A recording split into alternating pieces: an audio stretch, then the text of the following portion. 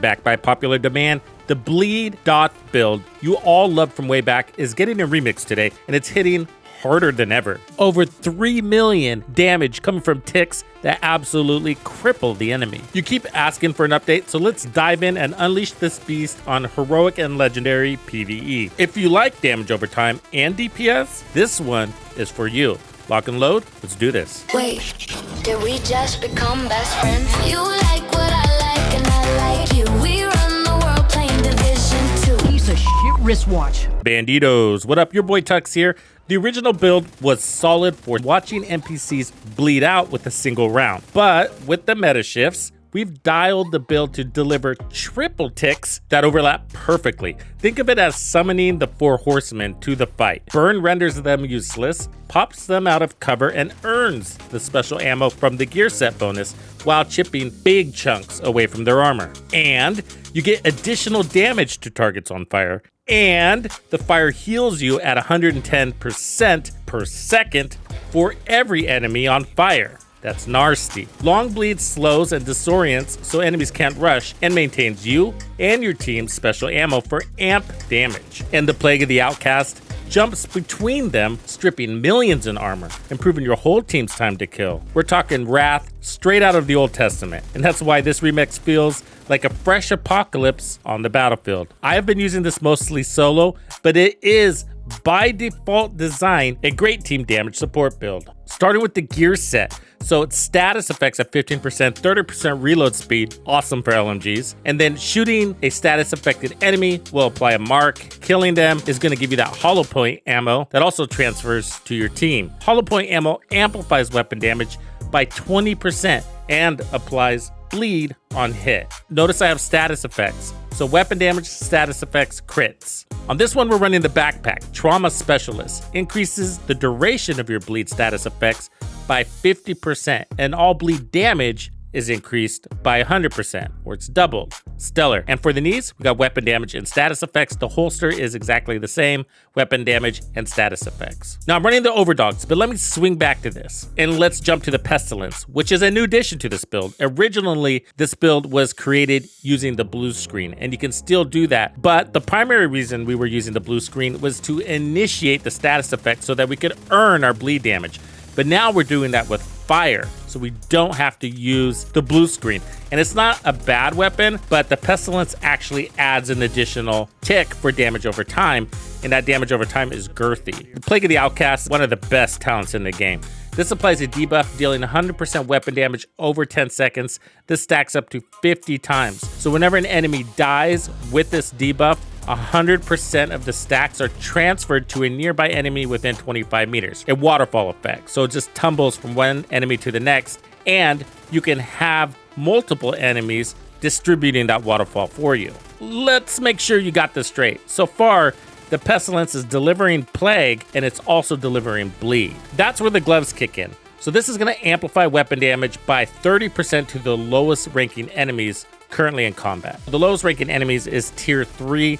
This is your rushers, these are your assaults, and your throwers. And the veterancy doesn't matter. It could even be a boss that takes that 30% amplified damage. If there's only one enemy on the field, they're by default the lowest tier, and or if all the enemies in the field are within the same tier, if you have a support, an engineer, and an immobilizer out there and that's it, that would be considered the lowest tier also. These kick in more than you think they do, is my point. That amplified damage is going to help your Tics, and it's a chef's kiss on that Plague. You may apply it on somebody that's not a priority target, for example, and the stacks will roll over to somebody that is the weakest link, and that will take the 30% amp damage. And we're running the chest piece for the same reason. Perfect glass cannon, and is going to amplify all damage you deal to the enemy by 30%. So the bleed is stronger, your crits are stronger, the fire is going to be stronger, and the Plague is going to be stronger.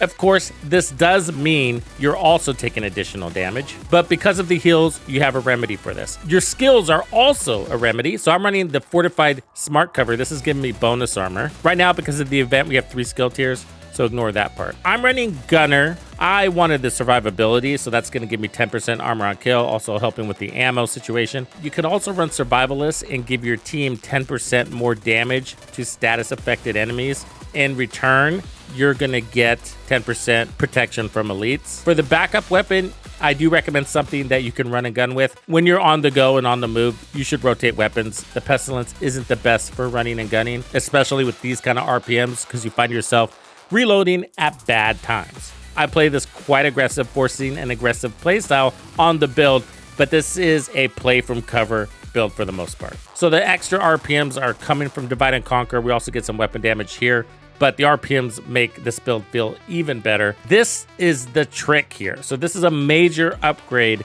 to the build, and this is gonna run the duration of the entire season. First of all, when you have this thing maxed out, the duration is gonna be 55 seconds, cooldown 45 seconds. The explosion radius is 20 meters, which is quite wide. Remember, that's all directions. And your repairs are 110% per second. That's per enemy on fire. While the modifier is active, each unique enemy set on fire adds 1 stack of sanitation. Your goal is to get 3 stacks. So if there are 2 enemies standing in front of you, there is no third enemy, don't even use the fire unless you absolutely have to. That is the one condition of the build. And yes, it can be a pain in the butt sometimes because the enemies might be really spread out. You know, when you're kicking off a control point, that's usually the easiest time, or if you're spawn killing, that's an easy time to get all 3 kills. You're gonna get way more than that. You can get 5 and beyond. But either way, make sure you get 3 kills. It'll make sure you're getting the healing, which only requires 2 kills, but it'll also get you the ability to inflict burn on enemies when you crit on them. And that's what allows you to continue the AoE status effect crowd control and continue bringing really good heals to yourself. So check this. Once you get 5 stacks, each kill on a burning enemy adds 3 seconds to the duration. That's crazy. 40% crit chance and 70% crit damage. Now, it's not a heavy crit build. It's a heavy amp build and status effects and debuffs. So I didn't want to go too heavy on crits. I wanted just enough crits to have the ability to spread the fire. Now 60% would be better, but I didn't want to sacrifice my status effects for that because I wanted the bleed to be long and hard. If you want to downplay the bleed, feel free. The fire is strong, but you do have to remember the fire is not always there. You do have moments of cooldown, but more crits is more DPS. But let me tell you something here. These guys die so fast. Those Tics are doing some serious work. No matter what, you're still going to be putting out a bunch of shots because you want to get that max plague out there. Those are big numbers. Okay, let's have some real talk. So this shines brightest in Heroic, in my opinion, where you can play that much more aggressively, solo or in team.